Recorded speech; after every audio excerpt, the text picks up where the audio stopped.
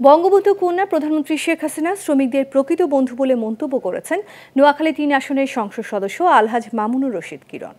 বর্তমানে শেখ হাসিনা সরকার থেকে শ্রমিকরা বিভিন্ন সুযোগ সুবিধা পাচ্ছে বলেও জানান তিনি।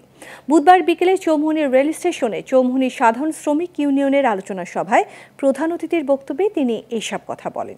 এ সময় উপস্থিত ছিলেন চৌমুহনী পৌরসভার মেয়র বীর মুক্তিযোদ্ধা খালেদ সাইফুল্লাহ, বেগমগঞ্জ মডেল থানার ভারপ্রাপ্ত কর্মকর্তা আনোয়ারুল ইসলাম, বেগমগঞ্জ উপজেলা আওয়ামী লীগের ভারপ্রাপ্ত সভাপতি শামসুল হক শামসু, যুগ্ম সাধারণ সম্পাদক অ্যাডভোকেট আখতারুজ্জামান আনসারী, সদস্য আলমগীর ভুইয়া আলো, সাবেক ছাত্রনেতা নাজমুল শিহাব সহ বিভিন্ন শ্রমিক সংগঠনের নেতারা।